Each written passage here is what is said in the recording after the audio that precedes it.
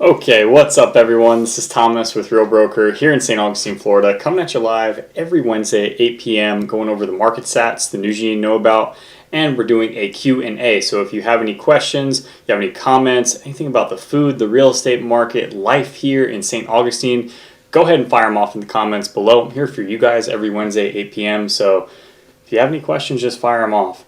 Let's see here. Looks like we have an error in streaming one of these things. Give it one more try. We'll see if we can change that here while I have you live. Doesn't look like it. Okay, well, Instagram's just going to have to hold off for now. Let's go ahead and let's hop into the market stats, which I think everyone wants to see some interesting stats from the week. Give me 1 second and I will pull up that info.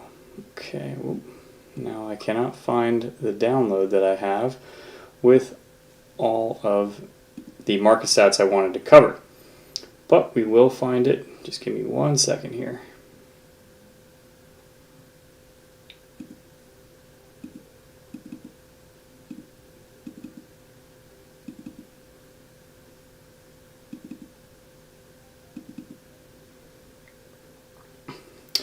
Alright, let me share my screen, and I'm going to go full screen on this if I can. It's not showing this PDF here.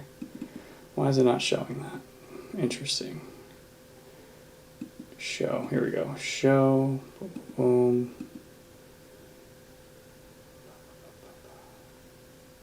Entire screen. Okay, there we go. Sorry about that, guys. Little technical difficulties here. But, so we've seen a lot of news stories about active listings surging within northeastern Florida and Jacksonville, and that's something that we all want to keep a lookout for, because if we have more inventory, that's actually a good thing for our market. You know, as we've covered in the previous weeks, you know, back in 2021, having 14 days on the market, that's not good. We didn't have enough houses to meet the demand, and that's why we saw price increases going crazy, multiple offers on tons of things. But I just wanted to pull this up because it's all about perspective, right? So March of 2021, where we were talking about, we had 4,328 homes.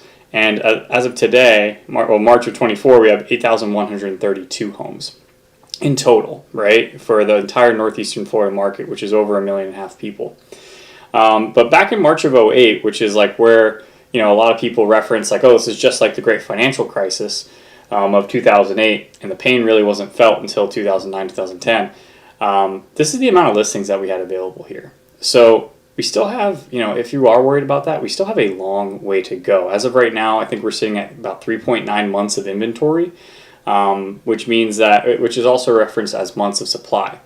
So what that really means is how many homes, if you were to stop putting homes on the market today, how long would it take for those homes to be sold? So 3.9 months. We rarely see price decreases anything under 8 months. If it goes over 8 months, it's possible, but under 8 months for our market here, we're not seeing price decreasing. So, just to give you an idea, we're also seeing a lot of news stories about Florida in general, about how the market is crashing in certain parts of Florida. And when you see Naples, right, they're at 7.9 months. They have a lot more inventory. The prices there are a lot more expensive. But from what I know of Naples, is like really that 8 months of supply for Naples is really 10. Right? So 10 months of supply is where you're going to start to see pricing to go down. But if you compare us to Naples right now, this 4.1, this is in March, so it has gone down slightly since then, or sorry, 3.4, it has gone up slightly since then, but we're still under the entire state of Florida here and just slightly above the United States. But that's a healthy and balanced market. You know, between when it really gets to like 5-6 months, that's when you're going to start to see it become a buyer's market, but we're still technically in a seller's market. Also, just this is talking about the total metro service area of northeastern Florida. So Duval County, Nassau County, Baker County, Clay County, St. Johns County, those 5 counties. This is what we're talking about over the past 44 years. Now, obviously, there was a big dip here. We're talking 2008, and then we really didn't see any type of recovery till 2012. Things started to move up. We're at 4.9%. Year over year appreciation on homes. So whether you buy here or you buy here, you should expect, if you hold it for a while, to get about 5% year over year. this is something that I think we need to talk about, and it's called the black swan events. What would negatively impact our local real estate market? And then a lot of this is here, work from work, right? You're going to go back into the office. A hurricane, if a hurricane directly hits St. Augustine, Jacksonville and cause significant damage, that could deter people from moving here. Stagflation, a very real concern for today, especially given what's going on with inflation, but also the Fed. Bank collapse, even though, 3 banks collapsed last year, and the government just printed more money, and no one felt any pain. Maybe some people that worked at the bank felt some pain.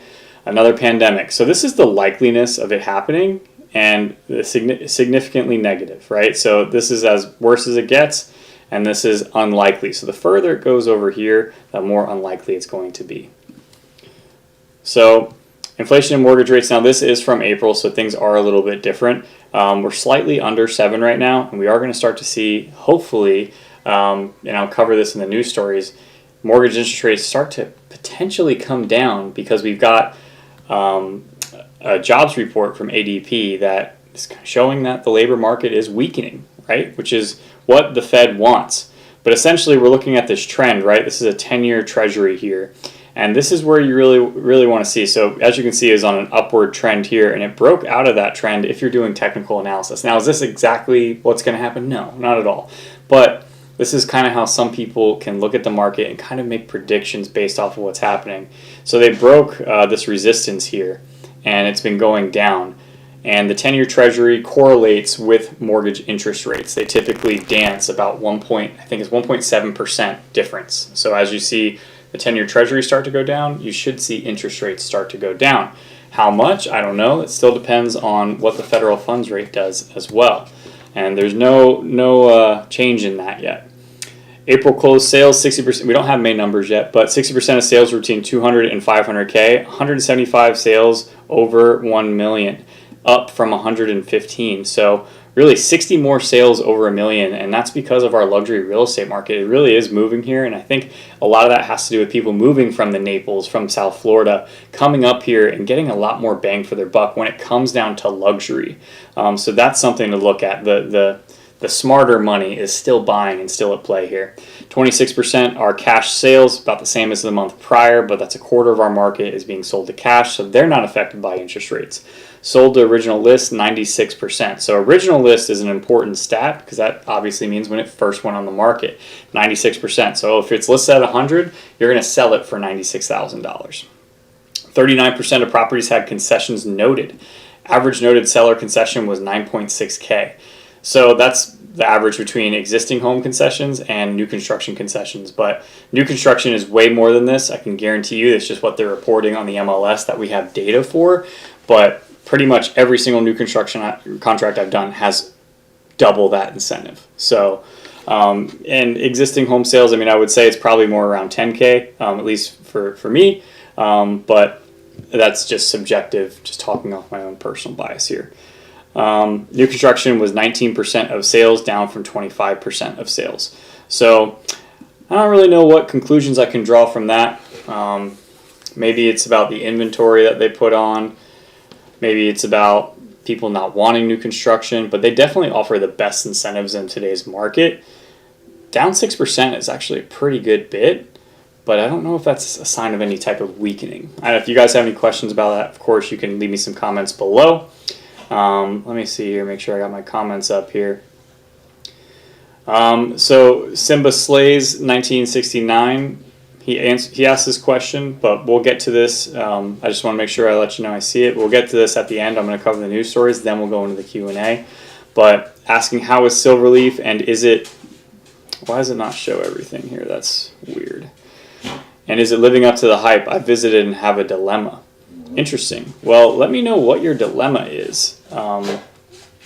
And let me know in the comments, and then I can answer more about what's going on there. But let's head to the news stories here quick. I'm going to share my screen, and boom, boom, boom, we're going to go to Google Chrome. Here we go. And I couldn't get the Instagram working today, so hey, it's totally fine. I'm not going to go crazy. We'll just skip this. But let's talk about this. This is something that I brought up earlier. ADP jobs report says new hiring slowed to 152,000 in May, and sign labor market is cooling off. So the majority of the jobs that were added were in healthcare and social services. The rest of the labor market struggled. But this is something that could be a predictor for the federal funds rate. The Fed has been waiting for some weakening in the U.S. economy, and they've also been looking at inflation. And really the key data points that I see them talking about is the federal funds rate. We see them talking about, or not the federal funds rate, inflation, where the inflation's at, has it gone down? And then also job numbers. Month over month, we've essentially seen our economy still growing. But it almost seems like every month, all the real data seems to be delayed, that someone comes back and debunks it and is like, yeah, well, this is more people working 2-3 jobs, not one person working a 40-hour-a-week job. So it's not exactly clear what's going on here, but this is from the ADP job report. So this is a private sector. But the U.S. jobs report includes government workers as well. So there's going to be a little bit of a discrepancy between those two numbers.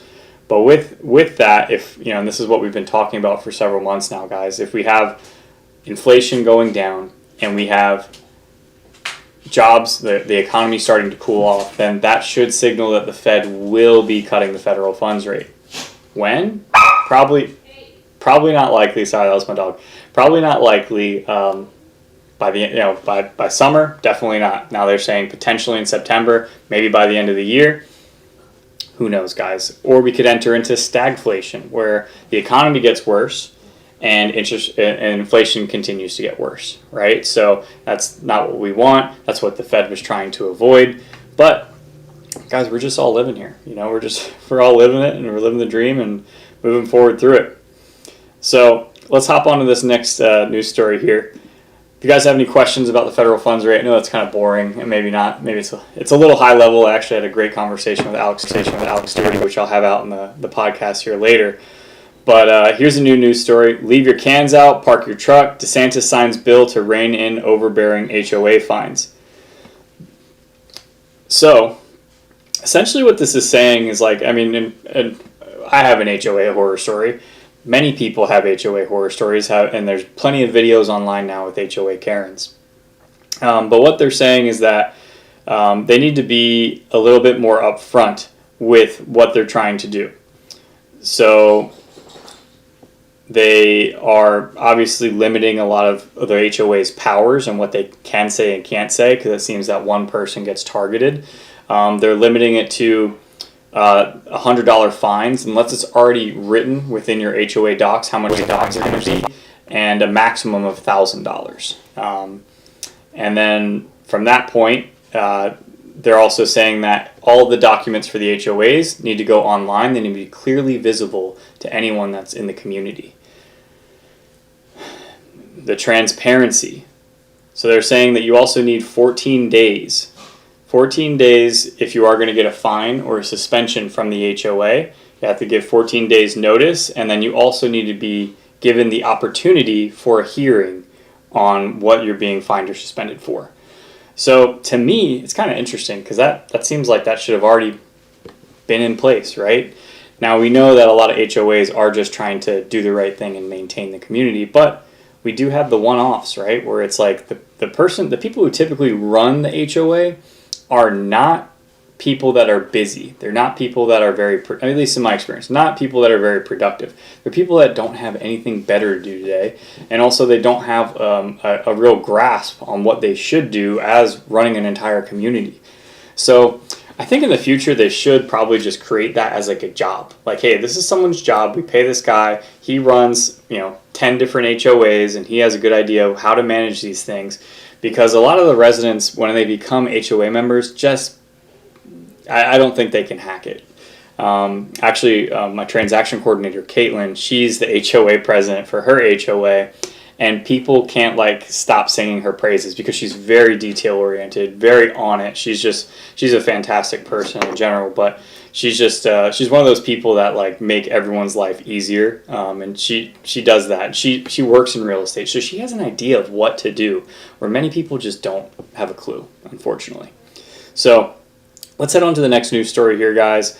I'm going to go into something that I think is great, but $1,000 pay raise, St. Johns County Sheriff seeking $10.5 million budget increase. So Sheriff Rob Hardwick, who I interviewed for the podcast, which you can find in the interview playlist, I found him to be a really nice dude, asking for $10.5 million to increase the budget for next year. They're going to be filling, or they want to add 21 positions to the sheriff's office here in St. Johns County, and they also want to give all of their deputies a $1,000 raise, which is something that, I wish they can give more, honestly, because I think the starting salary here for a deputy is around $55,000. I'm not sure how that works in terms of annual increases and everything, but I'm sure there's a cap on it. And with our local housing market, it makes it extremely tough for those type of people to be able to qualify. And, when you're talking about our government service, between firefighters, police officers, teachers, government officials, all that kind of stuff, they need to be able to live in the neighborhood. I think that's pretty fair. So this isn't passed yet. I do think that it will get passed. But also, sheriff is up for election again. So is this something that could be a little bit of like, hey, we're pushing this forward because I want to get elected? I don't know. Like I said, I met Sheriff Rob Hardwick. I think he's a great guy. I know he's got a competitor. I don't know his name off the bat, but I have no complaints living here in St. Johns County. I feel safe, and I think that from what I hear, he does a great job. So hopefully they get this $1,000 and we can move forward and they can live a little bit more comfortably. $1,000 over the span of a year. You guys know it's not much, right? If it was $5K, $10K, I think that'd be a much better increase, but I guess you got to shoot for what's possible too, right? So he probably has a better idea on that than I do. On to the next news story, guys. And if you have any comments about that, any questions, just throw them in the comments below. We're going to go to this, and this is going to be a good thing for St. Johns County. We've talked about overcrowding in our schools. New K-8 charter school approved in St. Johns County. It's going to be on Brinkoff Road, right by Treaty Park. So if you're familiar with that area, it's right off the south of 207 and east of 95. It'll be a 64,000 square foot development with a 2-story school and an early learning center, K-8. It hasn't been fully approved yet, but the planning committee is looking like they want to make it happen. It'll be a 960 student school and a learning center with 300 students. But they got 5 conditions. A 1-year bond for site access improvements. A public service assistant will be put in place to deal with traffic issues. And that's the biggest thing. There's going to be 1,700 visits to that school based on their calculations. So in that little area, it is going to be an increased amount of traffic, especially at key points during the day. So it's going to cause some congestion in that area. We'll stay on top of it, but this is all in a relief, because St. Johns County School District, especially the northern part of St. Johns County, is experiencing overcrowding. And I've heard that from past clients. I've heard that from just the news stories that we see.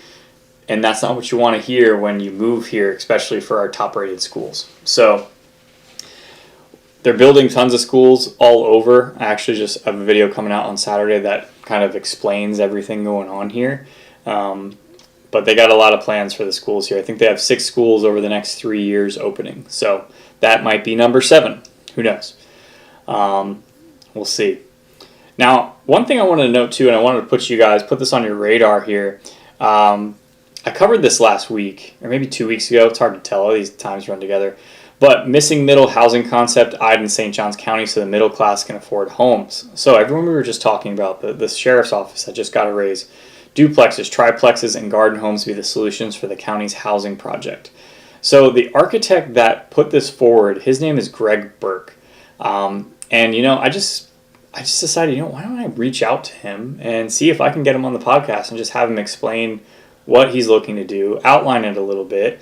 I think it's a fantastic idea. Courtyard style homes, duplexes, triplexes, quadplexes.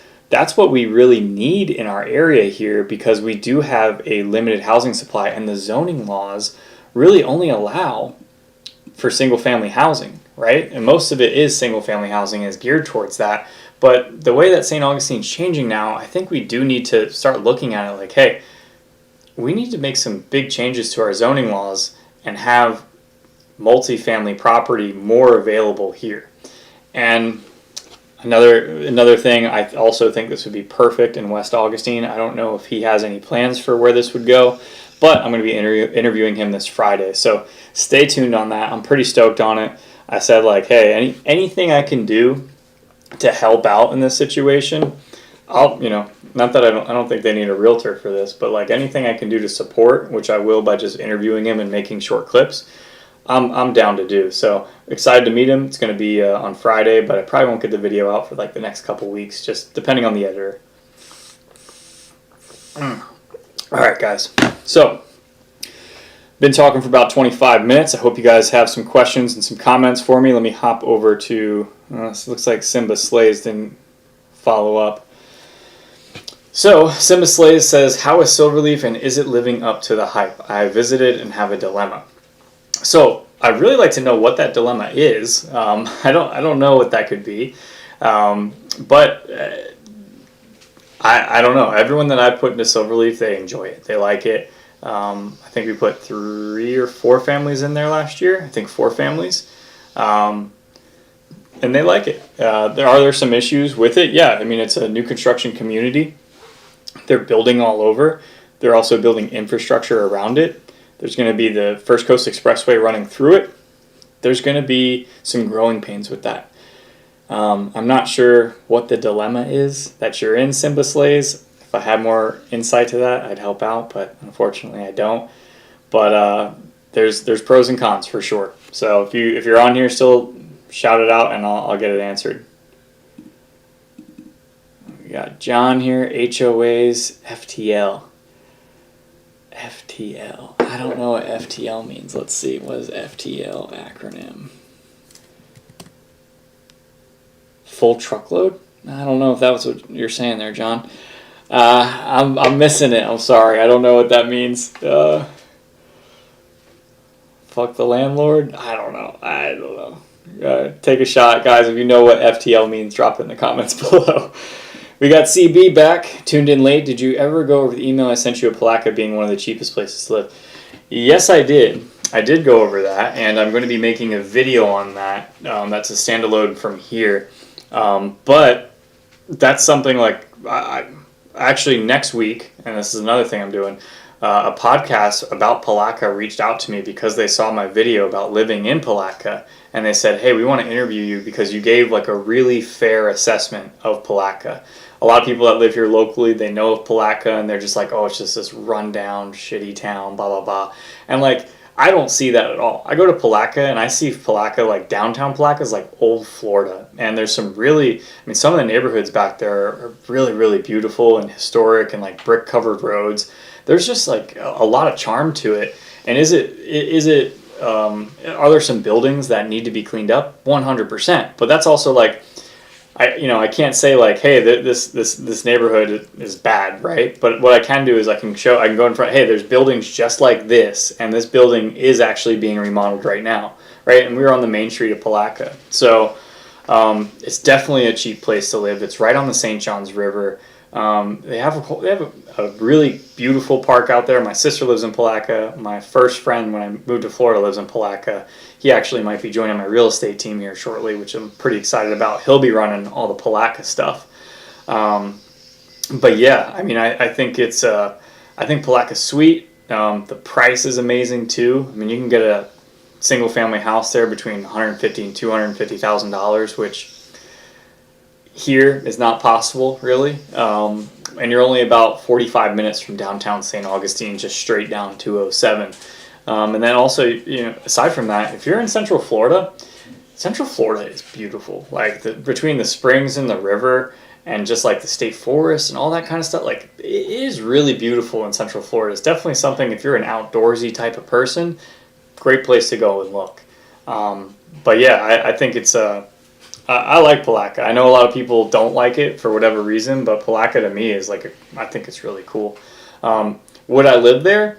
Probably not, because the majority of my business is in St. Augustine, so it's like I just don't want to drive 50 minutes every day. And that's also part of why I'm bringing on my buddy Cody, hopefully, is because I don't want to drive out to Palatka whenever I have business out there. So, and that's kind of the same thing. Like I from my area here, I only try to go like within an hour. An hour is like 45 minutes is really like my threshold, because I can like, the furthest part of St. Johns County for me is probably 35 minutes, right? And even doing that, I'm like, yeah, I don't really want to go. Like I don't want to go out there, but I still do, of course. But yeah, and past that, really any realtor, I've seen realtors, and this drives me absolutely insane. There's realtors that live in my area that'll list a home in Orlando for $400,000, and it's like, one, I'm not an expert in that area, right? So 2 hours away, I just don't know it. It's a different MLS altogether, right? So that's like the Realtor Zillow. I have to pay for it. It's a different MLS altogether. But I'm also not an expert in that market, right? So it's a disservice to whoever you're working with in that end. And I understand like why people do it. At the end of the day, there are a lot of shitty realtors out there, and I know this one was a good one, and plenty of realtors do it. There's realtors that'll list all across the state and just buy every MLS, and they'll just be like, yeah, I can list your house and I'll do it for cheap, and they'll just list your house and they'll give you a cancellation fee of $1,000. So if you're disgruntled with them, you got to pay them $1,000. So it's like they make out, and it's terrible. Honestly, I hate that kind of stuff. But yeah, I don't know how I got on that tangent, but either way, guys, let me see. I have any other questions here? No, I got no other questions here, guys. This one, I think I'm going to cut it early. I think so. So, appreciate you guys being here. CB, John, Simba, appreciate your comments, guys. If you are watching the replay, if you're watching it live right now and you have any questions, throw them off in the comments below. I'm not going to answer them here right now, but I will answer them. Okay, wait, I'll answer John because he answered. For the loss, meaning they suck. Yeah, I agree. I'm not an HOA fan. I'll tell you what, though. And this is something I was talking with Alex Stewart earlier. Owning a home is not for the weak, There's a lot of responsibility that comes with it. And like just taking care of my grass. I don't even have a big house. I have a small house, small lot. Taking care of my grass and just making sure it stays green, not a fan of whatsoever.